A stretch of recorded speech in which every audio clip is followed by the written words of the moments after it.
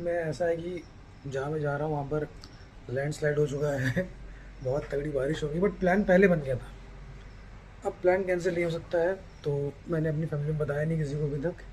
काफ़ी कम लोगों को पता है। और हम लोग जा रहे हैं, मैं जा रहा हूँ, मेरी वाइफ जा रही है, मेरा बेटा जा रहा है, और ब्रदर इन लॉ और इनकी मम्मी जा रही है। तो हम टोटल 4 अडल्ट हैं और एक बच्चा है। ऐसा है कि ये बेड लगा हुआ है अंदर, यहाँ पर 2 लोग और एक इधर ड्राइविंग सीट पे और एक यहाँ पर बैठ जाएंगे। तो ये सामान है, इसमें सारे कपड़े हैं और पानी का कैंपर यहाँ रखा है। ये देखिए पैर के पास पानी का कैंपर है और गाड़ी अपनी 98% चार्ज है।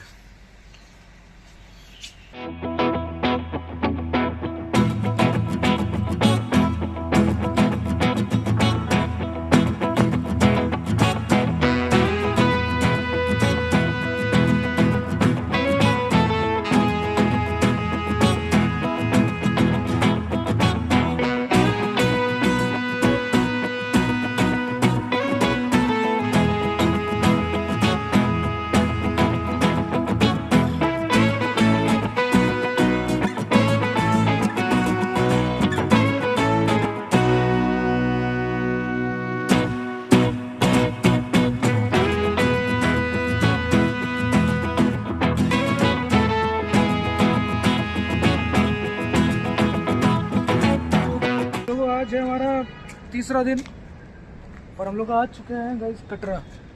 वैष्णो माता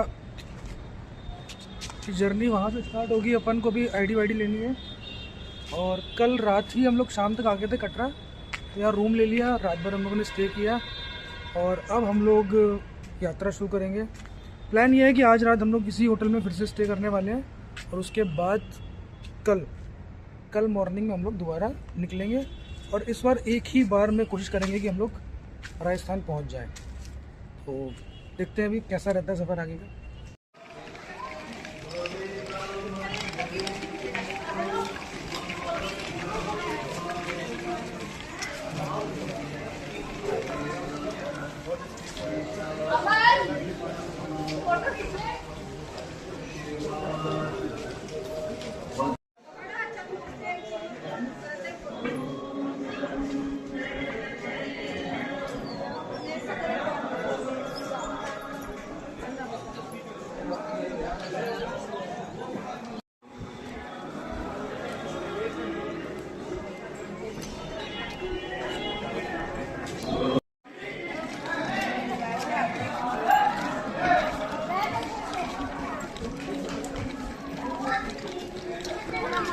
चला जैया बनाते थे हम खाते नहीं थे।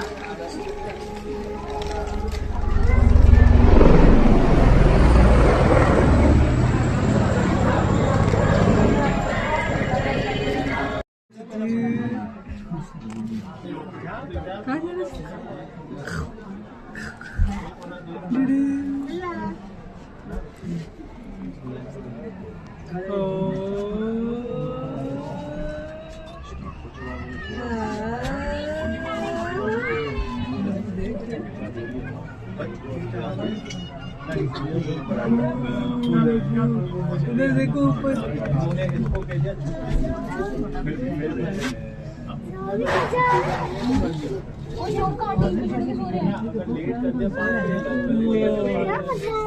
देख चढ़ाई देख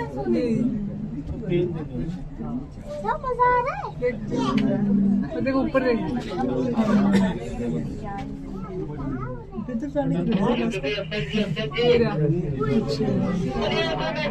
चपाया का बंद है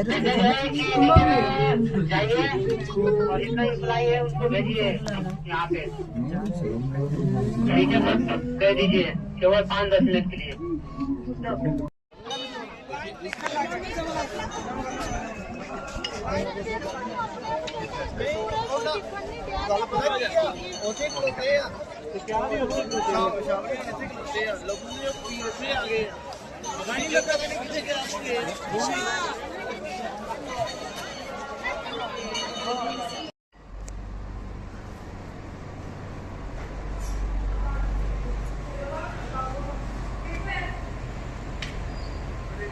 तो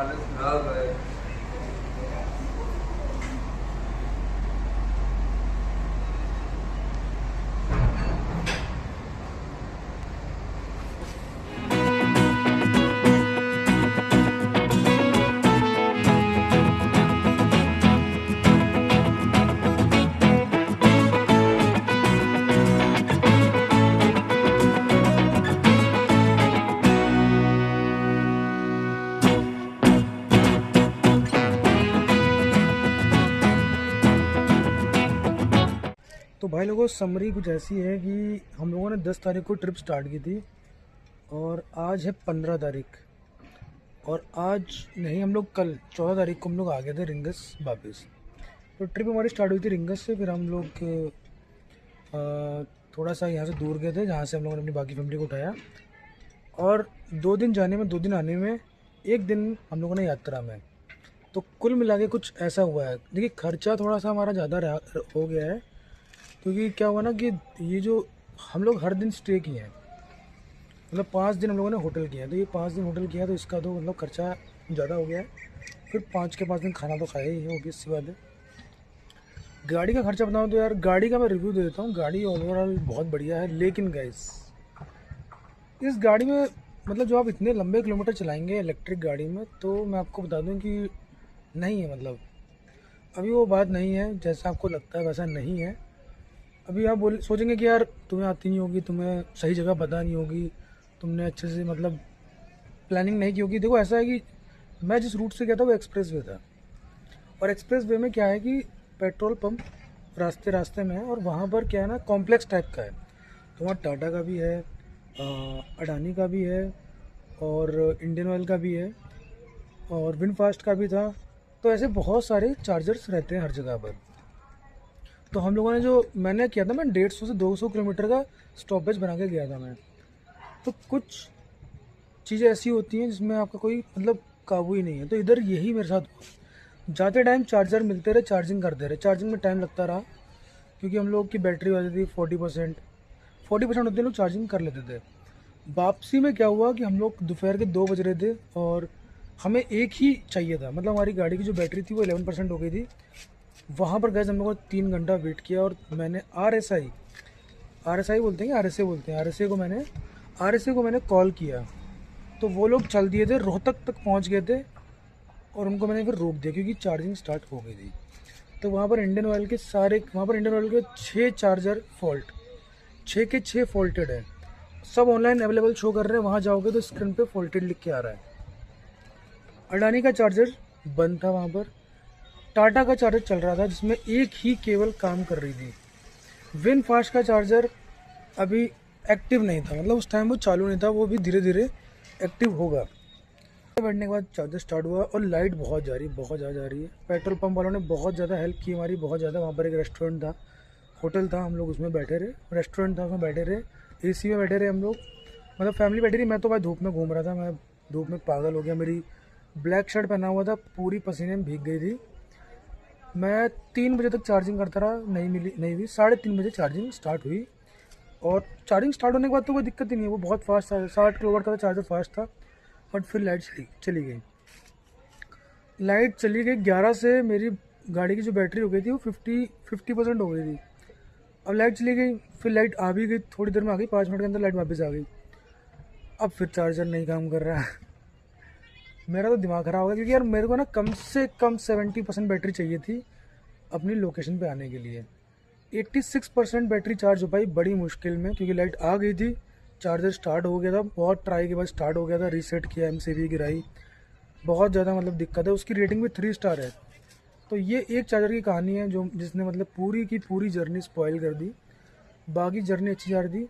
मैं जिस चार्जर पे भी जा रहा हूँ तो वहाँ पर दिक्कत ये आ रही है कि वो स्लो बहुत है यार। मतलब अगर 30 किलोवाट का भी चार्जर यूज़ कर रहे हो ना, तो वो चार्जिंग करते करते वो 7, 8, 9 तक किलोवाट की पावर दे रहा है लास्ट में आधे 80% होने के बाद तो वो बिल्कुल चार्ज ही नहीं हो रहा। मतलब मेरे को लंबा ट्रैवल करना है यार, 850 किलोमीटर की जर्नी थी एक साइड की, तो इतने लंबे रूट में मुझे चार्जर अच्छे चाहिए होते हैं, तो वो अच्छे मिल नहीं पा रहे थे। कुछ चार्जर बहुत अच्छे भी थे, ये नहीं कहूँगा कि नहीं थे। बाकी ओवरऑल पूरी जर्नी अच्छी थी, इंफ्रास्ट्रक्चर और ईवी गाड़ी, अगर डीजल गाड़ी होती मेरे पास या पेट्रोल गाड़ी होती या फिर कोई और होती इथेनॉल वाली तो ये जर्नी बहुत जल्दी कंप्लीट हो जाती। तो वैष्णो देवी की यात्रा एक नंबर, गाड़ी ड्राइविंग एक नंबर, चार्जिंग नेगेटिव, पूरा ऑरा नेगेटिव है गाइस। तो ये है। कितना खर्चा हुआ, खर्चा यार ज़्यादा हो गया मेरा। चार्जिंग में ज़्यादा खर्चा नहीं हुआ, चार्जिंग में मेरा मुश्किल से 4,000 रुपये खर्च हुआ है। लास्ट में थोड़ा ज़्यादा चार्जिंग में रुपये लग गए, टाटा वाला थोड़ा महंगा है, महंगा था वो वाला, तो उसमें ज़्यादा लग गया, नहीं तो सारे चार्जर 16-17 रुपये ही ले रहे थे मेरे से। सस्ते चार्जर में मैं चार्जिंग कर रहा था क्योंकि एक्सप्रेस वे में आपको यही सब मिल रहे थे। और जम्मू जाने पे भी कठुआ वगैरह में आप चार्जिंग कर सकते हैं। वैष्णो देवी से पहले चार्जर मिल जाएगा, वहाँ कर लेना। वैष्णो देवी में स्टैटिक का चार्जर मिल जाएगा। पर ओवरऑल गाइस ईवी गाड़ी से आप 400-500 किलोमीटर ही रेंज की ही ट्रैवल कीजिए, वही बेटर है और सिटी में चलाने के लिए बेस्ट है। लॉन्ग ट्रिप विद फैमिली बिल्कुल सही नहीं है। आर से आने में बहुत टाइम लगता क्योंकि वो रोहतक भी 30-35 किलोमीटर दूर था और उनकी स्पीड बहुत कम होती है, वो धीरे धीरे आते हैं। तो ओवरऑल जय माता दी, thanks for watching, take care. क्या कह रहे थे, कैसा लग रहा है लग्गू? इस बैग में कैसा लग रहा है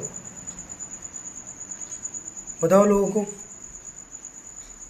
कहाँ घूमने जा रहे हैं हम लोग?